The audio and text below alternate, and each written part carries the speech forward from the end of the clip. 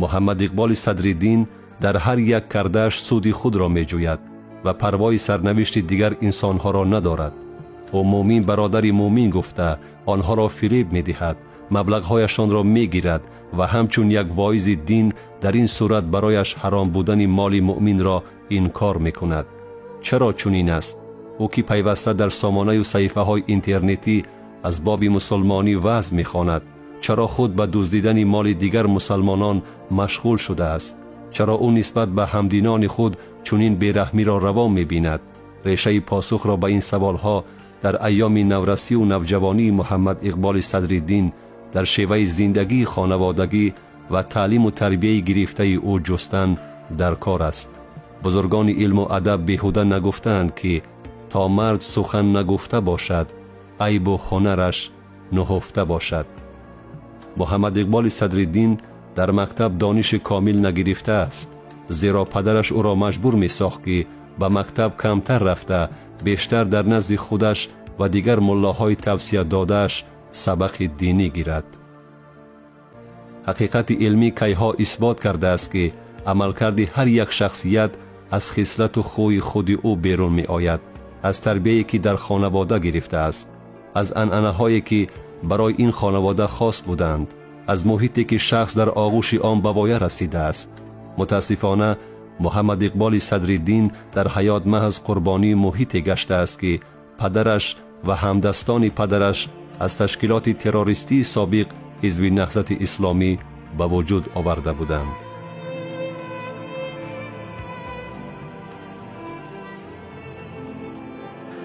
همه چیز در زندگی متوازن است. اگر شما وجدانتان را گم کردید، پس شما بیشرمی، بیشرفی و بیناموسی را پیدا نمودید. حکمت بزرگان. میگم که خیریه ها همه در دست پدر همه بود، در دست ملا قلندر. خیلی پسرش 12-13 ساله بود تخمینا.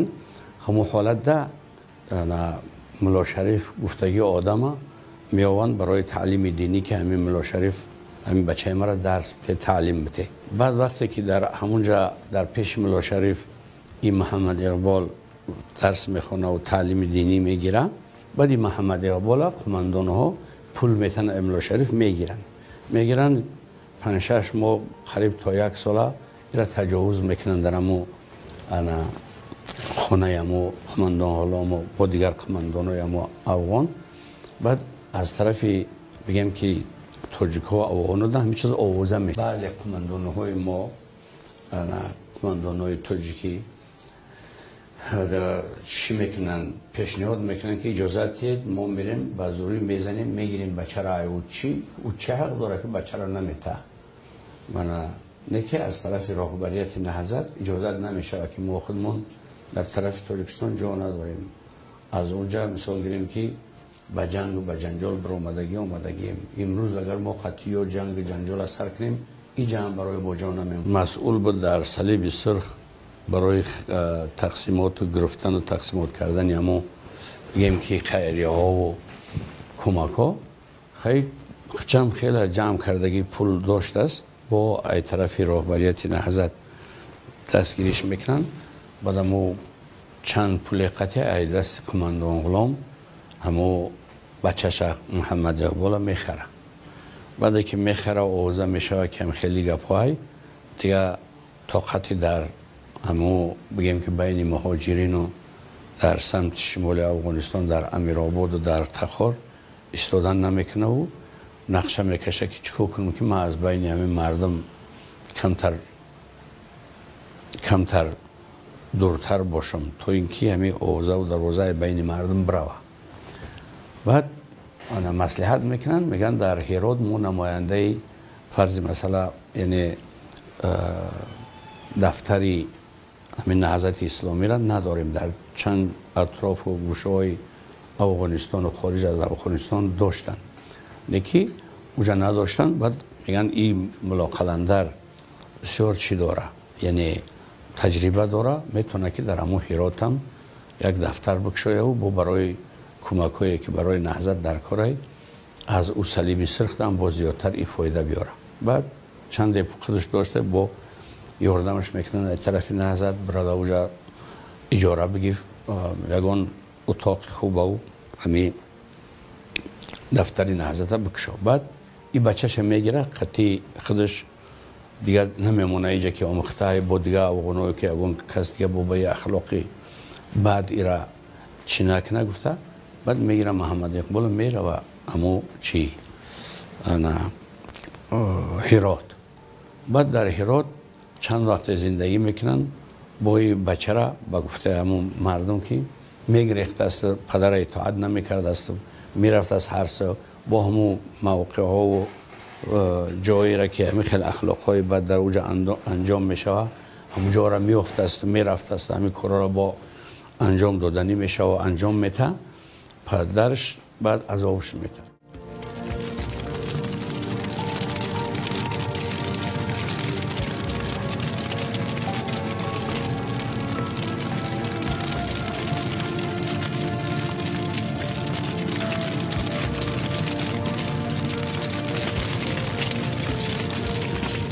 زیرا هر یک گریزه قصه نکاح محمد اقبال را با قماندان غلام می دانست. خرد و کلان، زن و مرد هم در بین گریزگان و هم ساکنان افغانستان در این باره می گفتند و ملا قلندر و پسرش محمد اقبال را با انگشت نشان می دادند و او روز اهلی آیلش را گرفته به هرات می گریزد. ولی آیا می توان از بیشرفی فرار کرد؟ محمد اقبال نورس اساسی ترین مقدسات مردی را از دست داده بود، ناموس را.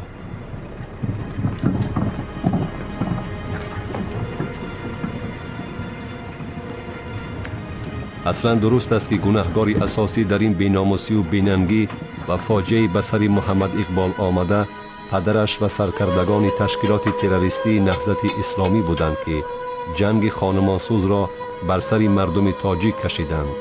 محمد اقبال در قطار دیگران یک قربانی جنگ تحمیلی نهضت تروریستی و خواجگان بیرونش بود و هست. محمد اقبال 12-13 ساله بچه ایو قدر در این باره ما را گناهکار کردن نمیتونیم. اساساً گناهکار پدرش نهضت اسلامی ای. وقتی که پدرش همی نهضت اسلامی را ساختن و ساختیم و مردم در همین چیز که آوردیم، خیلی عاقبت جنگ خونریزی و جنگ خونین در تاجیکستان وقتی برپا کرد نهضت اسلامی، عاقبتش به همین کارا بعد یعنی ثمره‌اش و نتیجهش همین کارا شد.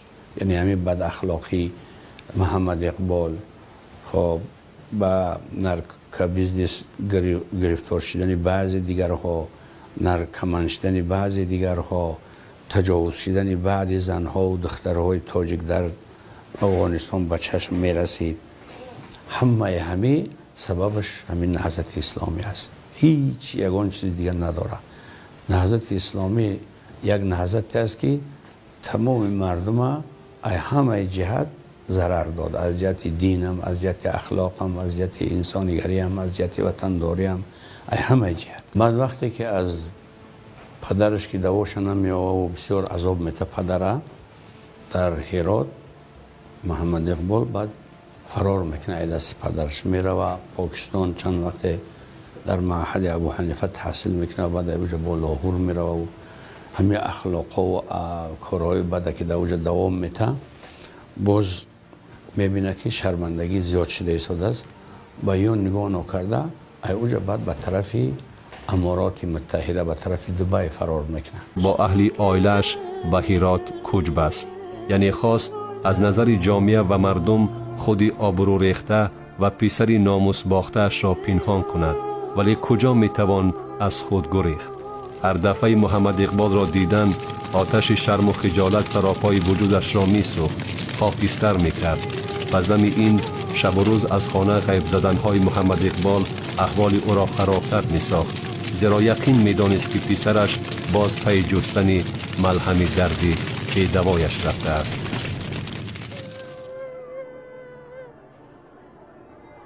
ملا قلندر دیگر صبر و تحمل را از دست داده بود و روی راست بد اخلاقی های محمد اقبال را روبرویش می گفت. او را در تمام شرمندگی های خود در بین جامعه گناهکار می کرد. او اندیشه نمی کرد و اعتراف کردنی نبود که محض خودش و دیگر سرکردگان تشکیلات تروریستی سابق حزب نهضت اسلامی این روزهای پر از تحقیر، حقارت و حماقت، بی‌ناموسی و بدبختی را به سر محمد اقبال و ده‌ها نفر جوانان مثل او آوردند. طور روند حادثه های بعدی نشان دادند محمد اقبال پدرش را نبخشید.